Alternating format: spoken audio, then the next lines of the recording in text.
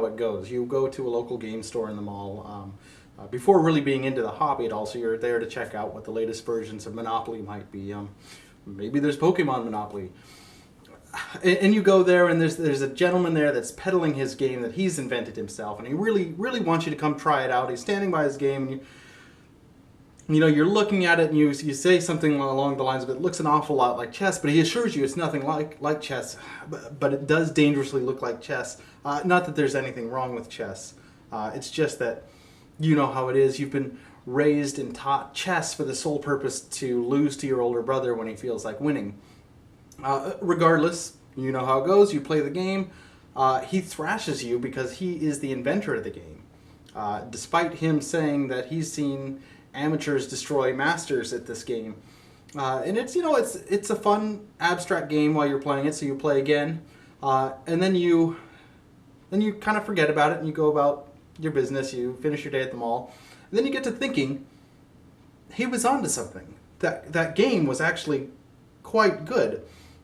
And so I did. I forgot about the game for a couple years. My mom asked me what I wanted for Christmas, so I told her. I said, I really enjoyed the game Barca, and I would like that for Christmas. So she went back to the game store and bought it for me. It has since become my favorite abstract game. I've introduced it to people, and they have also enjoyed it.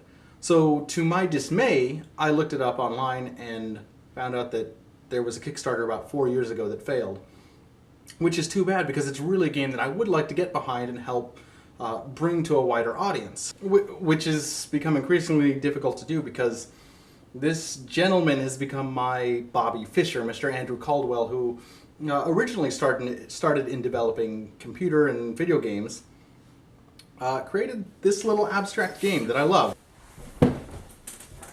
Now see, this little quirky game is Barca.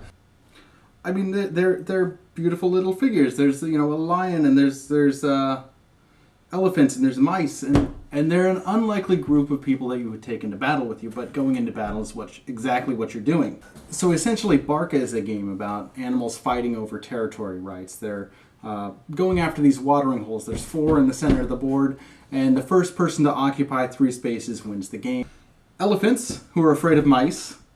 You've got your mice, who are afraid of lions. And you've got your lions, who are afraid of elephants. If a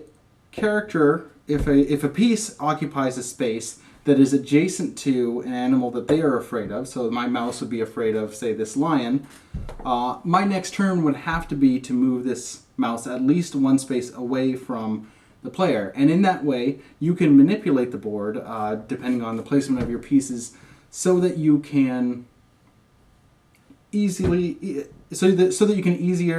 an easier time occupying the spaces that you need to win the game. It's area control mixed with simple chess mechanics that works surprisingly well. Lions move like pawns in chess diagonally. Mice move up and down, kind of like the rooks. And you've got your elephant queens naturally that can move any which way. No piece can move through another piece, and obviously your own pieces are not afraid of each other. That's it. That's how easy it is to play this game. It's super simple to learn, and it really it's the only game that I've played that I've taught to a 9-year-old, and they have given me a run for my money and have beaten me at after explaining it to them one time. We refer to it as easy chess, but it's just because it's simple to learn does not mean that there isn't a level of depth to it. It's a very fun game to play, and it's a very easy game to learn, which is a really great combination when it comes to games, especially abstract games, because the theme is there. It's not all that super strong. Now, the Kickstarter that took place in 2012 did have a game that had more of a theme to it. The board was colorful. It was a fold-out cardboard board. I love this travel version of the game. Now, like I said, Andrew Caldwell is my Bobby Fischer. He created a game, he mastered a game that I love, and I have no idea where he's at. I have tried to contact him on Board Game Geek, on Facebook, and through email. I've stopped short of writing him an actual physical letter because I think that's a skill that I no longer have.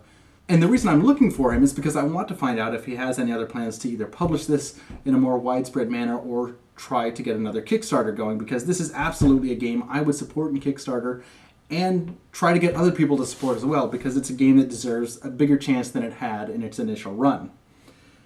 Like I said, I found out about this game solely because I was in the right place at the right time. It's one of those games that's not like, that was pretty good for a homemade game. It is my favorite abstract game. Now, granted, I'm not the biggest abstract game fan. This is a blast, and it's easy to learn, easy to teach, easy to play, offers an incredible amount of depth, and I would absolutely back this game and try to get others to do so. In the meantime, you can definitely go to his website, linked below. You can buy the game there. I believe it's $50 shipped in the United States. Thank you so much for watching. If you enjoyed the video, please like, subscribe. I'm trying to get videos out every week, usually on Wednesdays or Thursdays. Love to have you around. Maybe leave us a comment, and I will see you next time. Thanks.